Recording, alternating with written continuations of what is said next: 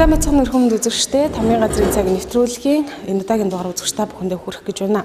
Тэгэхээр 2017 оны 10 дугаар сарын 2-ны өдөр Аймгийн иргэдийн төлөөлөгчдийн хурлын 7 дахь удаагийн сонгуулийн ээлжит бас 8 дугаар хуралдаанаас бэлтгэсэн нэвтрүүлгээ үзэгч та бүхэндээ одоо хүргэе. Ингээд та бүхэн нэвтрүүлгээ хүлээн авч үзнэ.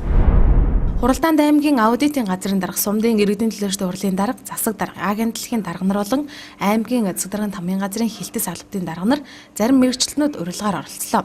Хуралдааны районын бичгийн даргаар төлөөлөгч Илдэв сайхан, бичиг баримт боловсруулах комисс төлөөлөгч Бат сайхан Бачиргал, Чимэд Доржинаар сонгогдсон ажилласан юм а. Аймгийн иргэдийн төлөөлөгчдийн хурлын дарга Эрдэнэт хуралдааныг нээж аймгийн 2017 оны төсөвт тодтол хийх тухай газрыг орон нутгийн тусгай хэрэгцээнд авах тухай асуудлыг хэлэлцүүлж төлөөлөгчдийн саналыг тусгасны үндсэн дээр тодорхой шийдвэр гарган хэрэгжүүлж ажиллах болно хэмээн онцлоод аймгийн иргэдийн төлөөлөгчдийн хурлын 7 дахь удаагийн сонгуулийн 7 дугаар хуралдаанаас хойших тэргүүлэгчдийн хурлаас гарсан тогтоол болон хийж хэрэгжүүлсэн ажлын талаарх мэдээллийг төлөөлөгчдөд хүргэлээ. Үүний дараачаар аймгийн 2017 оны төсөвт тодтол хийх тухай аймгийн засаг дарга Насанбат илтгэлээ. Төсвийн тодтолын төсөлд орлогын төлөв байдал, хүлээгдэж буй гүйцэтгэлд үндэслэн ус аршаан нөөц ашигласны төлбөрийн албан татварыг 113 сая төгрөгөөр нэмэгдүүлж, төсвийн байгууллагын орлого болох хүүхдийн цуцлангийн үйл ажиллагааны орлогын дүнг 25.1 сая төгрөгөөр бууруулж төсвийн төсөлд тусгалаа. Мөн хувь хүний орлогын албан татварын хадгаламжийн хүүгийн орлогоор дахин сумын төсвийн орлогын 272 сая төгрөгөөр нэмэгдүүлж, сумын төсвөөс аймгийн төсөвт төвлөрүүлэх орлогыг 866.7 сая төгрөг байхаар Шарангол сумын төсвийн орлогын хүлээгдэж буй гүйцэтгэлд үндэслэн 26.2 сая төгрөгөөр нэмэгдүүлж, аймгийн төсвөөс суманд олгох санхүүгийн дэмжлэгийг 16.2 сая төгрөгөөр бууруулж төсвийн төсөлд тусгасан болно.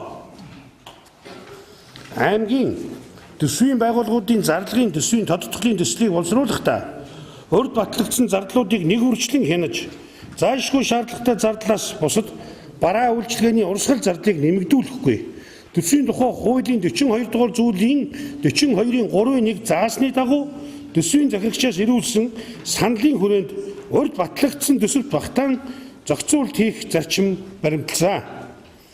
Төсвийн тухай хуулийн 6 дугаар зүйлийн 6-гийн 2 заасны дагуу орон нутгийн төсвийн байгууллагуудын төсвийн тодтолд нэмж тусуулах саналыг наривчлан судлаж, 2017 оны хүлээгдэж буй гүйцэтгэлээрх заашгүй зардлын их усүрийн боломжинд тулгуурлан нийтийн аж ахуйн үйлчилгээний газрын төсвийг 9.9 сая төгрөгөөр, хүүхдийн цуцлангийн төсвийг 25.1 сая төгрөгөөр, байгаль орчны нөхөн сэрхээх хэмжээний зардлыг 75.8 сая төгрөгөөр тус бууруулж, аймгийн иргэдийн төлөөлөгчдийн хурлын төсвийг 6.2 сая төгрөгөөр, засаг даргын Тамгын газрын төсвийг 29.9 сая төгрөгөөр, орон нутгийн нөөц хөрөнгийг 221.5 сая төгрөгөөр, байгаль орчин аялал жуулчлалын газрын төсвийг 2.1 сая төгрөгөөр, орон нутгийн төсвийн хөрөнгө оруулалтыг 227.2 сая төгрөгөөр тус нэмэгдүүлж төсвийн тодтолын төсөлд тусгалаа.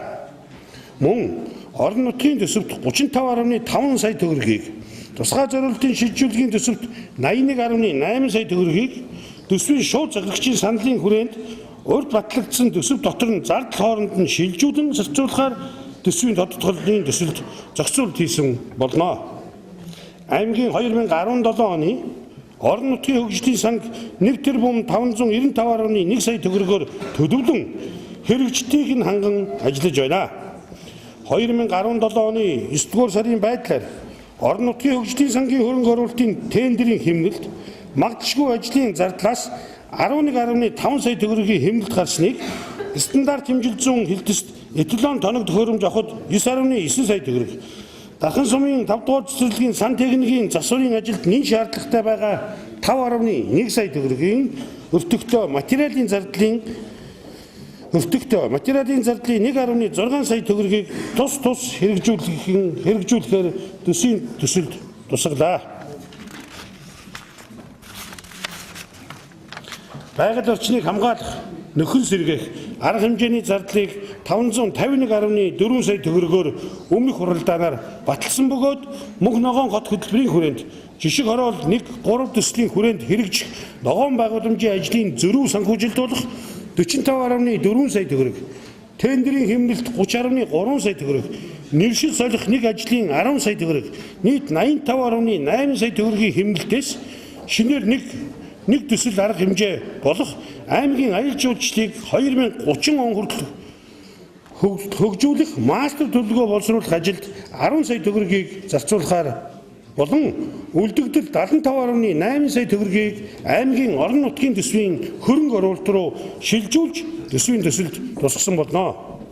Аймгийн 2017 оны төсвийн хөрөнгө оруулалтыг 5 тэрбум 467.9 сая төгрөгөөр өмнөх хуралдаанаар баталсан бөгөөд уг хөрөнгө оруулалтыг татварын орлогоор нь 151.4 сая төгрөг, байгаль орчныг хамгаалах нөхөн сэргээх арга хэмжээний зардлын хэмнэлт болох 75.8 сая төгрөг, нийт 227.2 сая төгрөгөөр нэмэгдүүлж төсвийн хөрөнгө оруулалтын гиг 5 тэрбум 694.9 сая төгрөг байхаар тооцлоо.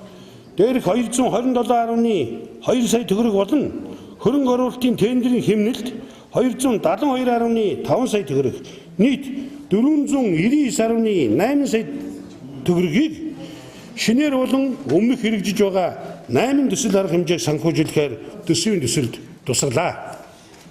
2017 оны төсвийн тодорхойлолтын төслийг аймгийн иргэдийн төлөөлөгчдийн хурлын өмч төсөв санхүү эдийн засаг гадаад бодлого хяналтын хороогоор хилцүүлэхээс гадна төсвийн төсөл санал авахаар аймгийн аудитын газарт төслийг хөргүүлж төсвийн төслийг бүхэлдэн дэмжиж байна гэсэн саналыг авсан болно.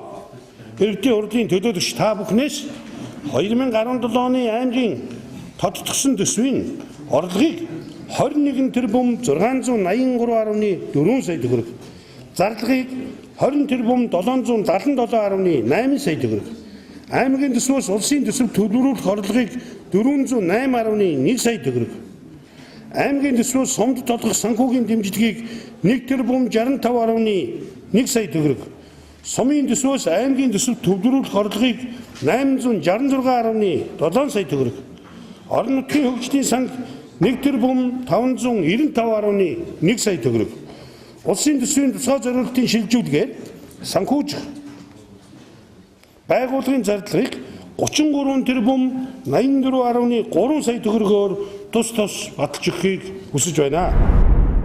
Аймгийн 2017 оны төсвийн тодтголд аймгийн аудитын газраас өгөх саналыг аймгийн аудитын газрын дарга тэргүүлэх аудитор Чултанбат нийт төлөөлөгчдөд танилцуулсан юм а.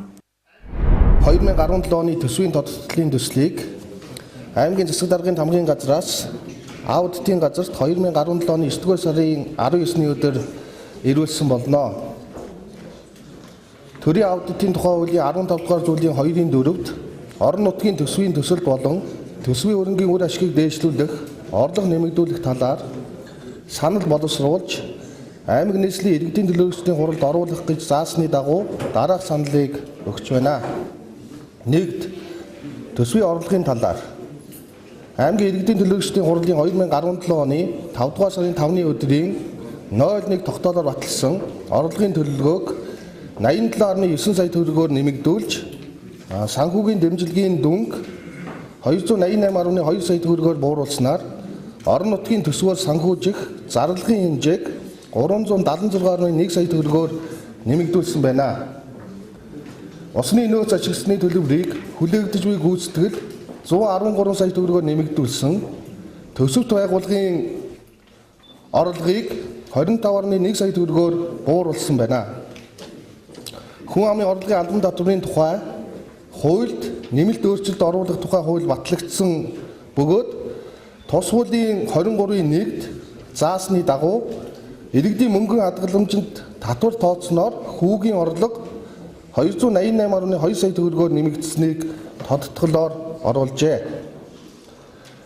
2-дугаар төсвийн зарлагын талаар орон нутгийн төсвөө санхүүжих төсөвт байгууллагын зарлагаас харахад нийтийн аж ахуй үйлчилгээний газрын үйл ажиллагааны зардлыг 9.9 сая, хүүхдийн цуслангийн үйл ажиллагааны зардлыг 25.1 сая төгрөгөөр тус хасж, аймгийн иргэдийн төлөөлөгчдийн хурлын үйл ажиллагааны зардлыг 6.2 сая, аймгийн засаг даргын тамгын газрын үйл ажиллагааны зардлыг 29.9 сая, орон нутгийн нөөц хөрөнгийг 239.7 сая төгрөгөөр нэмэгдүүлж тооцсон төсвийн тодтолд тусгасан байна. Иргэдийн төлөөлөгчдийн хурлын тэргүүлэгчдийн 2017 оны 2 дугаар сарын 14-ний өдрийн 14-р тогтоолоор санхүүгийн үйл ажиллагааны цар хүрээ ажлын ачаалал нэмэгдсэн, гэмт хэрэгээс үлдсэн сэргийлэх ажлыг зохицуулах салбар зөвлөл, цагаатгах ажлын удирдан зохион байгуулах салбар комисс, иргэний зөвлөлийн төсөв санхүүг иргэдийн төлөөлөгчдийн хурал хариуцах болсонтой холбогдуулан иргэдийн төлөөлөгчдийн хурлын тэргүүлэгчдийн ажлын албанд нягтлан бодогчдын оронтой шинээр баталсан. Үүнтэй уялдан цалин үлсийг 2.9 сая төгрөгөөр нэмэгдүүлж тодтолцсон. Замун аймгийн засаг даргын тамгын газрын бусдаар гүйцэтгүүлсэн ажил үйлчилгээний зардлыг 23 сая төгрөгөөр нэмэгдүүлсэн. Дархуул аймгийн засаг даргын 300 хоног бүтээн байгуулалтын ажлын тайлан аймгийн танилцуулга зэрэг сэтгүүлийг хэвлүүлсэндээ холбоотой байна. За бараа үйлчилгээний бусад зардал 239.7 сая төгрөгөөр аймгийн засаг даргын нөөц хөрөнгийг нэмэгдүүлсэн. Засгийн газрын 2017 оны 187 дугаар тогтоол гарсантай холбоотойгоор өвлжилтийн бэлтгэл ажил зарцуулахаар төлөвлөжээ. За 3 дугаар төсөв хөрөнгө оруулалтын төсөл, арга хэмжээ болон орон нутгийн хөгжлийн сангийн хөрөнгө оруулалт. Аймгийн 2017 оны төсвийн хөрөнгө оруулалт 5 тэрбум 467.6 сая төгрөг батлагдсанаас тодтголоор 272.5 сая төгрөгийн хөрөнгө оруулалтыг хасч шинээр 7 төсөл арга хэмжээг нэмж хийхээр 189.1 сая төгрөгийг нэмэгдүүлж төсвийн тодтгол тусгасан. Хөрөнгө оруулалтын төсөл арга хэмжээ болон орон нутгийн хөгжлийн сангийн хөрөнгө оруулалтанд өгөх ямар нэгэн санал байхгүй байна. Эрхэм өндөр төлөөлөгчдөө 2017 оны төсвийн тодтголын төслийг хуульд нийцсэн гэж үзэж бүхэлд нь дэмжиж санал оруулж байна. Энэ удаагийн төсвийн тодтголын төслийг бүхэлд нь хяналтын орооны гишүүдийн олонхын саналаар дэмжиж байгаа боловч цаашид төсвийн хүндрэлтэй цаг үед оновчтой хөрөнгө оруулалтын ажлуудыг эренблэн цаг хугацаа нэн тэргуунд зайлшгүй хийгдэх шаардлагыг харгалзан санхүүжүүлэх саналыг оруулах, тендерийн ажил гүйцэтгэх гэрээг хуулийн хүрээнд ажлын дундуур ажлын төгсгөлд зөрчил маргаан гаргахгүйгээр хийж төсөвт ачаалал үүсэхгүй ажиллахад холбогдох албан тушаалтнууд анхаарч ажиллахыг зөвлөсөн дүгнэлтийг аймгийн иргэдийн төлөөлөгчдийн хурлын өмч төсөв эдийн засаг гадаад бодлого хяналтын орооны гишүүн гантуул танилцууллаа. 2017 оны 9 дугаар сарын байдлаар аймгийн орон нутгийн хөгжлийн сангийн хөрөнгө оруулалтаас тендерийн хэмнэлт магадaltaгүй ажлын зардлаас 11.5 сая төгрөгийн хэмнэлт гарсан байгаа бөгөөд уг хэмнэлтийг дараах 2 төсөл арга хэмжээг санхүүжүүлэхээр төлөвлөсөн байна. Үүнд нэг стандарт хэмжил зүүн газарт эталон тоног төхөөрөмжийг 9.9 сая төгрөгөөр, 2 Дархан сумын 5 дугаар цэцэрлэгийн сантехникийн засварын ажил энэ шаардлагатай байгаа 5.1 сая төгрөгийн өртөгтэй материалын зардлаас аймгийн орон нутгийн хөгжлийн сангаас 1.6 сая төгрөгийг зарцуулахаар төлөвлөсөн байна.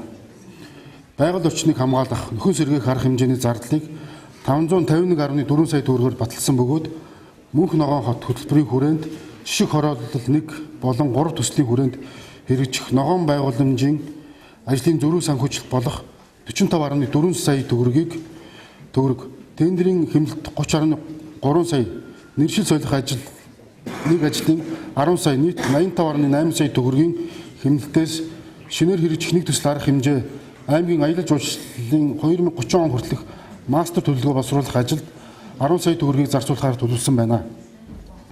Зөрүү 75.8 сая төгрөгийн санхүүжилтийг аймгийн орон нутгийн төсөвт төлрүүлэхээр төсвийн төслийг боловсруулсантай тус хяналтын хороо хуралдаж танилцлаа. Аймгийн 2017 оны төсвийн хөрөнгө оруулалт 5 тэрбум 467.9 сая төгрөг байсныг 151.5 сая төгрөгөөр нэмэгдүүлж байгаль орчныг хамгаалах нөхөн сэргээх арга хэмжээний зардлаас 75.8 сая төгрөгийг орон нутгийн төсвийн хөрөнгө оруулалтад төлөвлөрүүлж тендерийн хэмнэлтээр 272.5 сая төгрөг шинээр болон өмнө хэрэгжиж байсан 7 төсөл арга хэмжээг хэрэгжүүлэхэд 499.8 сая төгрөгийг зарцуулж төсвийн хөрөнгө оруулалтыг 5 тэрбум 694.9 сая төгрөг байхаар төлөвлөгөөнд зохицуулалт хийсэн байна. Шинэ хуучин дахныг холбосон 248 км авто зам болон гэцүүг даржаалан хийдийн шашны сургуулийн байр шинээр барих ажил.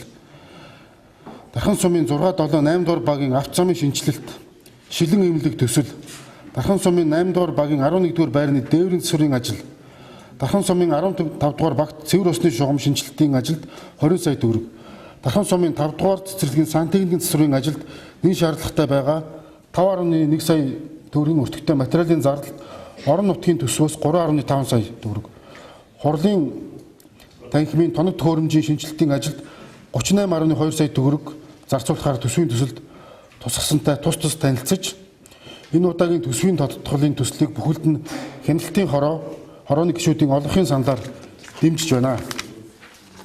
Цаашид төсвийн хүндрэлттэй цаг үед хөрөнгө оруулалтын ажлуудыг оновчтой ирэмблэн цаг хугацаа болоод нэн тэргуунд зайлшгүй хийгдэх шаардлагатай эсэх зэргийг нь харгалзан санхүүжүүлж байх, тендерийн ажил гүйцэтгэх гэрээг хуулийн хүрээнд ажлын дундуур ажлын төгсгөлд зөрчил маргаан гаргахгүй гэр хийж төсөвт ачаалал үүсэхгүй ажиллахад холбогдох албан тушаалтнууд анхаарч ажиллахыг бас зөвлөж байна.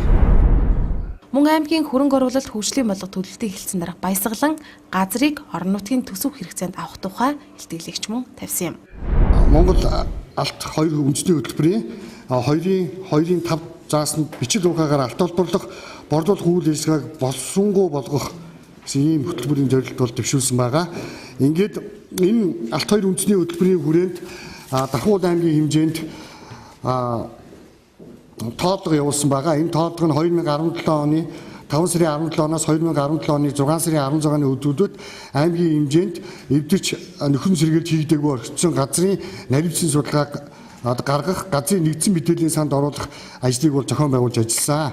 Ингээд тоотлого Тонгор сумын их баг ноёны амны их дунд хэсгүүд, Иргэлийн ам, Чихэр цөөрөм, Хүүтний их, Бичиг хад орчмын газар нутаг, Могоонзоо орчмын газар нутаг, Монзод, Уул, ноён хувьчаар компаниудын лицензийн орчмын газар нутаг, Адуу, Хашаат, Хавчуу, Хуура, Хавтгай, Гахаат, Шарын гол сумын шар хөтөл, Буянтын өнди, Уурхай орчмын газар нутаг, Бурхан зэрэг газруудыг хамрагдлаа. Ажлын хэсэг эвдэрч эзэнгүй орхигдсон газрын цэгэн тэмдэглэгээ болох солилцлын цэгүүдийг тогтоож газрын нэгдсэн мэдээллийн санд орууллаа. Аймгийн хэмжээнд нийт эвдэрт орсон 1010 газар тоологдсоноос лицензтэй талбай эвдрэл 478.9 га, лицензгүй талбай эвдрэл 531.6 газар байна. Ингээд аймгийн хэмжээнд эвдрэлт орж эзэнгүй орхигдсон нийт 531.6 газар тоологдсон. Үүнээс алтны олборлолтын улмаас эвдэрсэн 360.8 газар, төгөөмөл тархацтай ашигт малтмалын улмаас эвдэрсэн 170.8 газар тоологдсон. Монгол Улсын засгийн газрын 2017 оны 151 дугаар тогтоолоор бичил уурхаагаар ашигт малтмал олборлох журмыг баталсан байгаа. Энэний 7-гийн 1-ийн 2 заасны дагуу аймаг нийслэлийн зас даргын бичил уурхайн зориулалттай газрыг тусгай хэрэгцээнд авах талаар гаргасан саналыг аймаг нийслэлийн иргэдийн төлөөлөгчдийн хурлаар хэлэлцэн шийдвэрлэж, шийдвэрээ ажлын 5 өдөрт багтаан хүргүүлэх гэсэн энэ заалтыг үндэслэн та бүхэн танилцуулж байна. Нийтдээ Дахь аймгийн Хонгор сумаас 39, Шарын гол сумаас 9, нийт 48 нөхөрлөлийн мэдээлэл, газрын байршил, хэмжээ, болонгийн зэгийн солилцлоор бичил уурхайн чиглэлээр ашигт малтмал газрын төсний газарт явснаас Хонгор сумын нэг нөхөрлөлийн мэдээлэл буюу газрын байрлал бол давхцалгүйгээр ирсэн байна.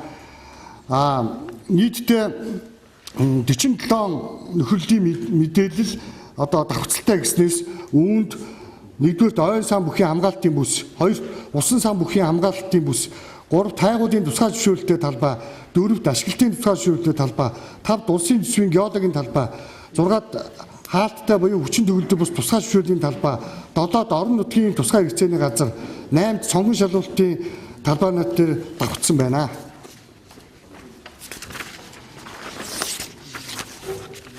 Ингээд бичил уурхайн зориулалттай орон нутгийн тусгай хэрэгцээнд авахд ашигт малтмалын газраас давхцдаггүй гэсэн газрын мэдээлэл нь Дахь аймаг Хонгор сум 2 дугаар баг Хуура газарт 4.9 газрыг оруулж байна. Ингээд газрын тухай хуулийн 16 дугаар зүйлийн 16-гийн 2 дахь заалтыг үндэслэн дээрх газрын байршил, газрын хэмжээ, болонгийн зэгийн солилцлоор орон нутгийн тусгай хэрэгцээнд авах саналыг та бүхэнд хүргүүлж байна. Энэ өдрийн хуралдаанаар хилэлцсэн аймгийн 2017 оны төсвийн тодтгол газрыг орон нутгийн тусгай хэрэгцээнд авах тухай асуудалтай холбогдуулан төлөөлөгчд асуулт асууж хариултаач мөн авлаа. Их цагаалагын дарнаас нэг юм асуусан. Хагас жил заавар сүүлийн нэг улирал үлджээ. Манай байгууллага өнөөдөр ийм хэмнэлттэй ажиллаа, ийм ололтой ажиллаа гэж тайлагнах дарга байна уу? Хэмнэлт гаргаж ажилласан маш сайн одоо төсвийн сахилга бат хариуцлагатай байх, урсгал зардлуудаа хэмнэх ийм бодлогыг барьж ажиллаж өнөөдөр бид нар тэднийхээс одоо бараг 9 сая төгрөгийг одоо бид нар татсан. Нийтдээ бол 27 орчим сая төгрөгийн хэмнэлт гаргаж ажилласны 9.9 саяыг нь бид нар төвлөрч буцааж тасаад үлдсэний нь бол төсөв хооронд нь зардалгүйх замаар одоо энэ тодтолцоолоор оруулж ингэ шийдүүлж байна. Тэгэхээр нийтийн аж ахуйн үйлчилгээний хамт олон бол маш сайн одоо төсвийг хэмж ингэж ажилласан. Мөн түүнчлэн шарын гол сумын төсвийн орлого бүрдүүлэлт төсвийн зарцуулалт бол одоо бас өөр өгөөжтэй мөн одоо хэмнэлт гаргаж ингэж ажилласан байгаа. За мөн дархан сум маань бас энэ орлогын бүрдүүлэлтийн тал дээр бол маш сайн ажиллаж орлогыг бол одоо өндөр хувиар давуулж биелүүлж улмаар энэс давсан орлогыг өнөөдөр бид нар аймаг руугаа татаж аваад ингээд төсвийн тодтгол хийхээр саналаа оруулсныг би бас түрүүн илтгэл дээр дурдсан. Энэ аймгийн хэмжээнд манай сургууль цэцэрлэгүүдийн шугам шүлжээ маш их одоо насжилттай, өндөр насжилттай байна. Дунджаар 25 жил хугацаанд болчихсон. Тэгээ үүнийг манай сургууль цэцэрлэгийн удирдлагууд мэдэхгүй байна. Гинт нэг өдөр шугам цоордог. Сая одоо шивлэг 9 дугаар сургууль дээр асуудал гарлаа. Тэр битгээл өөрөө эзэмшил байна уу, хүний эзэмшил байна уу гэдгийг мэдэхгүй асуудал их байна. Тэгээд одоо цэцэрлэгүүд байдаг, өвлжилтийн бэлтгэл ажлын хүрээнд одоо бүрэн одоо бэлтгэл хангагдсан гэж ингэж үзээд байдаг. Яг ингээд халуун өгөөд, улаан өгөөд ингээд ирэхээр асуудал гараад, эвдрэл гэмтэл гараад ингээд бүүн ширэгдэл болж байна. Тэгэхээр би нэг санал хэлэх гээд байгаа. Одоо манай Борос соёлын газар хөрөнгө оруулалтын мэргэжилтэн байдаг бах. Тэгээ мэргэжлийн байгууллагатай хамтраад, захирагчийн албатай, бусад улаан одоо цахилгаантай хамтраад энэ өөрсдийнхөө өмчлөлийн шугамны насжилтыг тогтоогооч гэж хэлэх гээд байгаа. Тэгээ тогтоочход Борос соёлын газар нэрэн билээд жилээр тутам одоо юу гэдгийг тийм ээ хамгийн өндөр насжилтаагаас одоо ингээд төсөвтэй суулгах байдаг юм уу дээшээ Борос яамрууга хөөцөлдөө хөрөнгө оруулалтаа ингэж явахгүй бол гинтийн эвдрэл гэмтэл болоод аймаг даах болдог, аймагт хөрөнгө мөнгө нь байхгүй. Сая бид нар чинь сүүлдээ гууж түүгээл бүр хувьяасаа дэлгүүрээс юм гууж зээлж байгаа юм шиг боллоо шүү дээ. Ийм асуудал үүсээд байна. Тэгээ ихэнх ингээд судлаа үзэхэд дандаа 92, 93 он солисон шугамуд байгаа манай аймагт. Одоо яг дунджаар үндсэндээ яг л солих хугацаанд бүгд нэгэн зэрэг болж байна. Тэгээ эхний ээлжид сургуулиуд цэцэрлэгүүд энийг хийгээч гэж хэлэх гэсэн. Чухал асуудал төлөөлөгчдийн хүрээнд орж ирж байна. Цаашдаач бараг орж ирэх бах. Энэ дээр би нэг асуу тодруулах зүйл байна. Оны өмнө би хэлжсэн. Одоо энэ дээр тайлан дээр байна. Газрын харилцаа хот байгууллагын газар холбогдох төрийн байгууллагууд гээд хэлжсэн. Одоо энэ орон нутгийн тусгай хэрэгцээнд авахын тулд эхлээд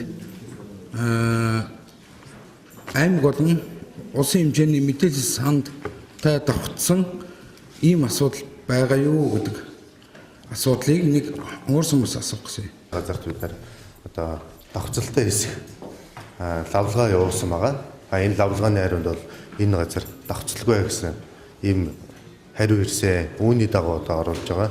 Энэ нь болохоор 2017 оны засгийн газрын 151-р тогтоолоор батлагдсан журмын дагуу яг явж байгаа үйл ажиллагаа байгаа. Хоёр дахь асуудал нь энэ бүх мэдээллийг аймгийн хэмжээнд нэгтгэсэн нэг ажил зохион байгуулсан энэ юун дээр алга байна л да. Зөвхөн энэ шалгалт дээр явсан ийм мэдээлэл байгаад байгаа юм. Тэгээ би энэ холбогдох газрын харилцаа хот байгуулалтын газар, за байгаль орчин ээлжүүлсэн газар хоёроос аймгийн хэмжээнд нэгдсэн мэдээлэл сан юм нэгтгэсэн юм байгаа юу? Энэ хоёрыг тодруулж асуух гэсэн. Байгаль орчны газар, газрын харилцаа барилгын байгуулалтын газар нэгдсэн нэг бодлогын хүрээнд эвдэрсэн газар болон ашигт малтмлын хэрэглэх газартай холбогдож мэдээллийн сангаас материалаа татаж ажиллаж байгаа. Манай өнөөдрийн байдлаар бол манай газрын харилцаа барилгын байгуулалтын газар дээр нэгдсэн нэг мэдээллийн сан бол төвлөрж бол ажиллаагүй байгаа. Энэ маань юутай холбоотой гэхээр байгаль орчны газар дээрээ орон нутгийн тусгай хэрэгцээний газар маань хөдөлгдөж явдаг. Энэ жилээс энэ тооллого хийсэнтэй холбогдуулан манай дээр эвдэрсэн газар болон ашигт малтуулын лицензтэй давтчихж байгаа хэсэг талаар мэдээлэл сонгуулсэд хөдөлгөтөө явж байна. Мөн Хуралдаанаар Дархуул аймгийн Хонгор сумын 2 дугаар багийн нутаг Хуурай гэх газарт бичил уурхаан зориулалтаар 4.9 га газрыг орон нутгийн тусгай хэрэгцээнд 5 жилийн хугацаатаагаар авах тогтоолыг баталж тусгай хэрэгцээнд авсан газрыг зориулалтын дагуу ашиглуулах, ашиглалтын явцад хяналт тавьж тогтоолын хэрэгжилтийг жил бүр аймгийн иргэдийн төлөөлөгчдийн хурлын Хуралдаанд танилцуулж ажиллахаар болсон юм а. Тэгэхээр Дархуул аймгийн 2017 оны төсвийн тодтголыг хийлээ. Тэгэхээр энэ удаагийн тодтголоор бас сайн ажилласан байгууллагууд бас байна. Тэгээд зар хооронд гүйлгэлтүүд хийлээ.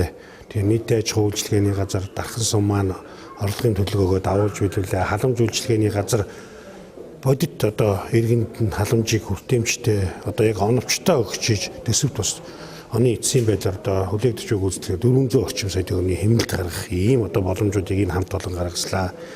За мөн одоо шарын гол сум орлогоо давуулж билүүл төсвөө одоо үр дүнтэй зарцуулсан, хэмнэлт гаргасан. За нийтийн аж ахуй үйлчлэгээхэд одоо 26 орчим сая төгрөгийн төсвийг одоо хэмнэж улмаар энэс нь одоо 9.9 сая төгрөгийг бид нэр аймгийн төсөв рүү буцааж татаж авч шаардлагатай байгаа газрууд руу одоо ийм төлөвлөлтийн ажлуудыг хийлээ. 2017 оноос хэрэгжиж ирсэн хадгаламжийн хүүгийн орлогоос төвлөрсөн 270 гаруй сая төгрөгийг бид нэр Дархан сумаас татан авч аймгийн төсөв дээр тавьж энэ тодтголыг хийж ажиллаа.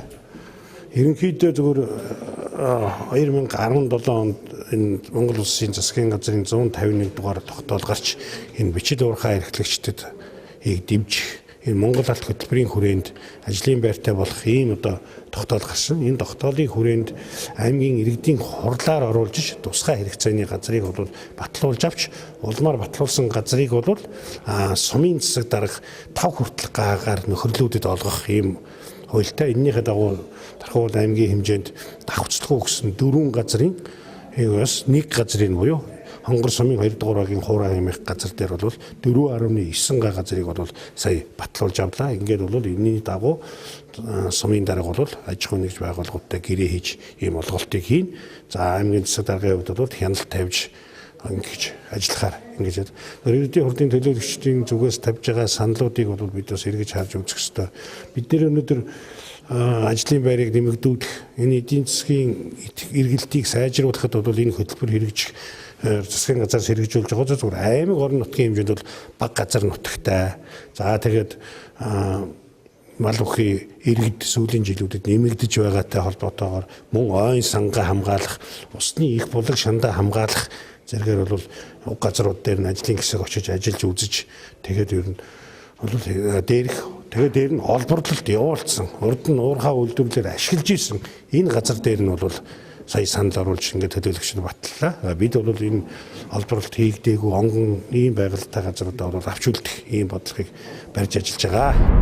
Хуралдаанаар 2017 оны аймгийн тодтогсон төсвийн орлогыг 21 тэрбум 595.5 сая төгрөг, зарлагыг 20 тэрбум 401.7 сая төгрөг, аймгийн төсвөөс улсын төсөвт төвлөрүүлэх орлогыг 408.1 сая төгрөг, аймгийн төсвөөс сумдад олгох санхүүгийн нэмжлэгийг 1 тэрбум 81.4 сая төгрөг, сумын төсвөөс аймгийн төсөвт төвлөрүүлэх орлогыг 594.7 сая төгрөг, орон нутгийн хөгжлийн санг 1 тэрбум 595.1 сая төгрөг, улсын төсвийн тусгай зориулалтын шилжүүлгээр санхүүжих байгууллагын зарлагыг 33 тэрбум 76.7 сая төгрөг тус баталснаар энэ өдрийн хуралдаан өндөрлсөн юм а.